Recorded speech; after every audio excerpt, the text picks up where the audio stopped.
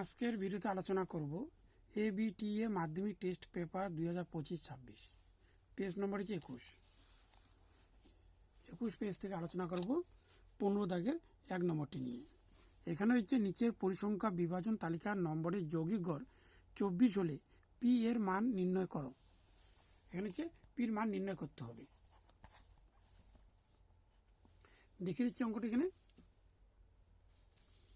এখানে শ্রেণী হচ্ছে 0 থেকে 10, 10 থেকে 20, 20 থেকে 30, 30 থেকে 40, 40 থেকে 50।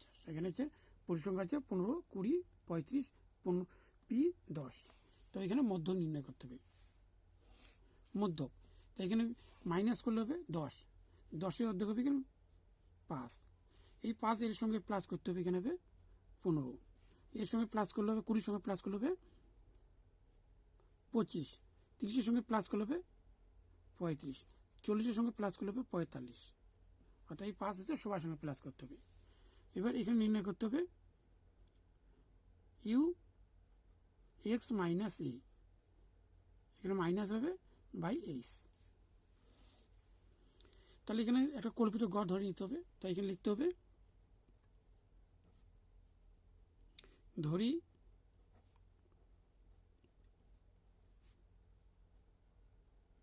কল্পিত গড় এই।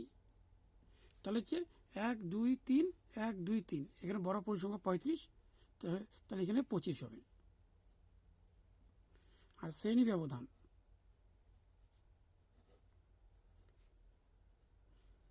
ব্যবধান এইচ ইকুয়াল, এখানে মাইনাস করে 10, এখানে মাইনাস করে 10, সব জায়গায় 10 হবে। তাহলে এখানে এইচ 10 হবে। তাহলে এই হিসাবে এখানে হচ্ছে 0, এখানে -1, এখানে -2। ছোট হলে মাইনাস হবে, বড় হলে প্লাস হবে। তাহলে এখানে হবে +1, এখানে হবে +2। তাহলে এখানে লিখতে হবে এফ ইন্টু ইউ। এখানে হচ্ছে 15 দুগুণা -30। এখানে হচ্ছে 20-কে -1 দিয়ে করলে -20। এখানে 0 হবে, এখানে পিকে 1 দিয়ে করলে হবে পি, আর 10-কে হচ্ছে এখানে 10 দুগুণা 20। তাই এখানে যোগ করলে হবে, এখানে হচ্ছে পি প্লাস, এখানে সব যোগ করলে হবে 15, 35, 70, 80। তাহলে এখানে হচ্ছে 80। আর এখানে হচ্ছে দুটি প্লাস করলে হবে -50। তাহলে এখানে হচ্ছে পি, তাহলে মাইনাস এই 50-এর থেকে 20 বাদ দিলে -30, এটি আসবে। এটা হচ্ছে সিগমা এফ ইউ, এখানে সিগমা এফ, এটি আসবে। তাহলে এখানে হচ্ছে মধ্যমা এ প্লাস, এখানে হচ্ছে sigma F U, sigma F into H. A হচ্ছে 25 প্লাস, এখানে হচ্ছে পি -30, এফ হচ্ছে পি প্লাস 80, আর এইচ হচ্ছে এখানে 10।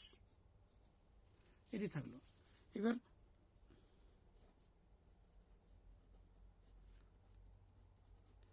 প্রশ্ন অনুসারে এখানে হচ্ছে যৌগিক গড়, এখানে যৌগিক গড় হচ্ছে 24। তাহলে লিখতে হবে 25 প্লাস পি -30, এখানে হচ্ছে পি প্লাস 80 ইকুয়াল 24। এখানে ইন্টু হবে, এখানে 10 হবে, ইকুয়াল 24। তাহলে যে এখানে ইন্টু করলে হবে 10p, এখানে ইন্টু করে দিচ্ছি 10p মাইনাস, এখানে ইন্টু করলে হবে 300, আর নিচে থাকবে পি প্লাস 80 ইকুয়াল 24। এখানে প্লাস এফেকশন হবে -25। তাহলে যে 10p মাইনাস 300, আর এখানে থাকবে পি প্লাস 80 ইকুয়াল, এখানে বিয়োগ করলে হবে -1। এবার ইন্টু করলে এখানে হবে 10p মাইনাস 300 ইকুয়াল, এখানে 1 দিয়ে ইন্টু করলে হবে -1 মাইনাস 80, 1p হবে এখানে 80।